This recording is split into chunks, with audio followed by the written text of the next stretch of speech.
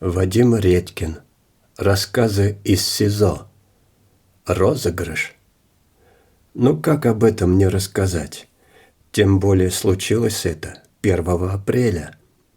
Областной суд рассматривал апелляционную жалобу наших адвокатов на постановление районного суда о продлении нам срока содержания под стражей, перевалившего уже за 3,5 года.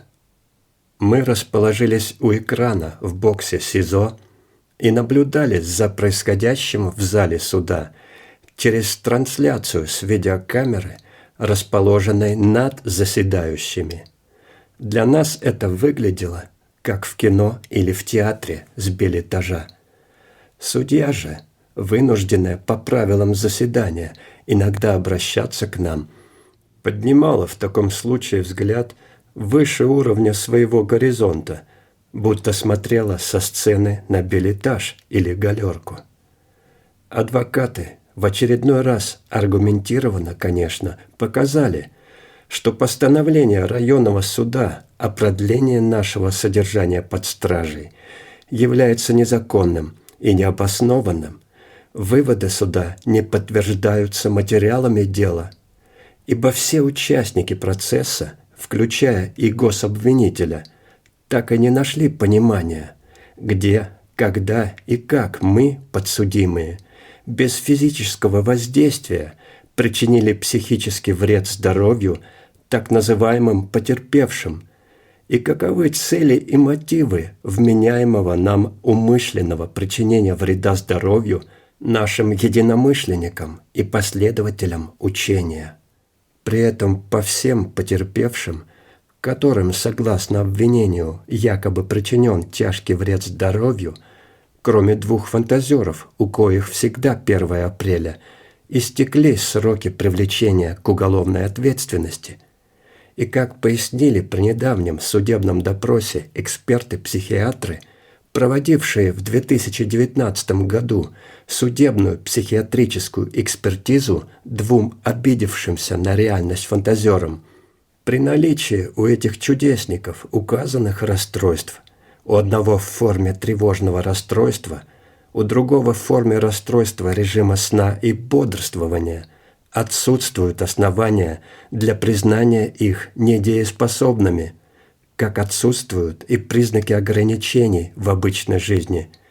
К тому же постановление Конституционного суда начала этого года, словно с небес упавшее в наш процесс, говорит о необходимости исключения формального приравнивания любого расстройства психики потерпевшего к тяжкому вреду здоровью, что исключает даже гипотетическую возможность вменения нам причинения тяжкого вреда здоровью 2 известным фантазерам.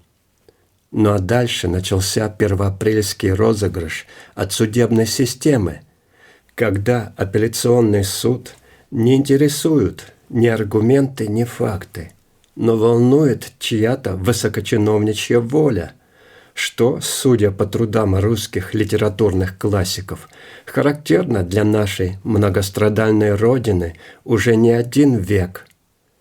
Прокурор, который на таких апелляционных заседаниях всегда новый и всегда не в курсе нашего 200-томного дела, быстро и не совсем внятно зачитала бумагу без признаков присутствия аргументов о том, что основания для изменения меры пресечения не отпали, и, соответственно, она просит суд оставить без изменений срок содержания под стражей многодетным пенсионерам, имеющим малолетних детей.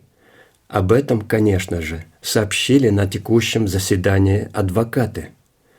Правда, они не довели суду немаловажный, на мой взгляд, аргумент.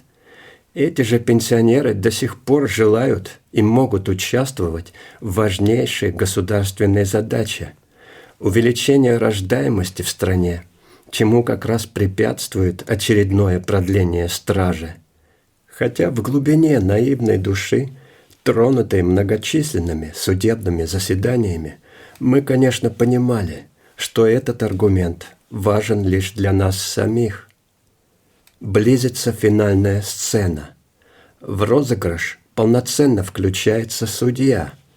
Не помню, участвовала ли она ранее в наших апелляционных заседаниях. Эгрегор первоапрельской даты влияет, по-видимому, не только на детей и юношество, склонных в этот день к безудержным розыгрышам, но и на судей, считающих, наверное, себя взрослыми и ответственными представителями правоохранительной системы. Судья объявила, что удаляется на совещание за принятием решения, и начала удаляться в предназначенную для этого комнату. Нам с экранного билетажа был хорошо виден этот процесс. Судья спиной к нам делает пару шагов по небольшому коридору. Справа от себя открывает дверь в волшебную комнату. Делает туда шаг. Ее мантия, важный атрибут правосудия, еще не успела спрятаться за дверью. Она совершает разворот и выходит из комнаты, в коей, согласно судебному обычаю, судьи принимают и формулируют судьбоносные решения. Судья не пробыла в этой комнате и секунды, хотя нет, на разворот все же потребовалось пару секунд. Вернулась за стол возвышающейся сцены над остальным миром для оглашения решения суда. Наверное, судье было некогда. Конвейер правовой системы торопил. Да и в стране ныне трудности. Хотя возможно ли уменьшить трудности, когда судьбы людей решаются таким образом? Зачитывание решения суда об отсутствии оснований для изменения нам меры пресечения заняло несоизмеримо больше времени, чем разворот судьи на рубеже входа в волшебную комнату принятия и формулирования решений, где исчезает время.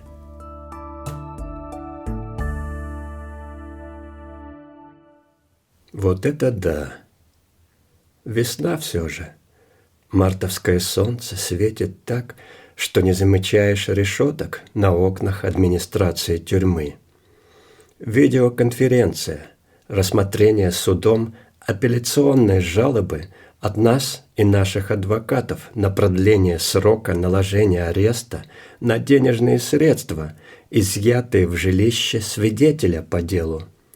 Мы втроем в боксе. Не виделись с последнего заседания, рады друг другу. Перед нами экран монитора. Мы видим зал суда, а он нас. Заседание торопливо покатилось. Судья проворно напомнила всем, для чего собрались. Рассматривается апелляционная жалоба на продление ареста денежных средств свидетеля по делу. Затем судья поочередно зачитала апелляции от наших адвокатов, а мы поочередно с ними согласились. Все как обычно, только в этот раз мы отказались от выступлений, не видели смысла и просто поддержали жалобы адвокатов. Далее в движении судебного экспресс-конвейера выступление прокурора, государственного обвинителя. Поднялся высокий, стройный, кажется, подполковник, приосанился и быстро, как по накатанной, проговорил о том, что основания на продление нам меры пресечения не отпали, ну и, соответственно, нас надо бы продолжить содержать под стражей. Лицо ко всякому привыкшей судьи оторвало взгляд от чего-то находящегося на столе и обратилось к представителю гособвинения. Мол, уважаемый гособвинитель, заседание по другой теме. Прокурор несколько смутился, замялся, взял паузу. Мы переглянулись. Вот это да! Один из нас засмеялся в эфир, не сдержался. «Товарищ прокурор, а как же знакомство с делом? Хотя бы начало заседания послушали». Прокурор был уже почти невозмутим. Не отрывая взгляда от стола, передвинув бумаги, выдал скороговорку о том, что основания на продление ареста денежных средств свидетеля не отпали, и он просит оставить все как есть. А потом... А что потом? Без неожиданностей. Судья за 42 секунды удалилась за дверь и вернулась из-за нее. И за 120 секунд в быстром темпе провозгласила решение суда. Решение не отличалось от запроса прокурора. Затем судья торопливо попросила нас позвать дежурного для вызова следующего арестанта по следующей апелляции. Конвейер, хоть и формальный, но останавливаться не должен. Кто-то ведь должен вершить карму. Хорошо, что прокурор срок нам сегодня не запросил. Улыбнулся друг. Есть чему обрадоваться.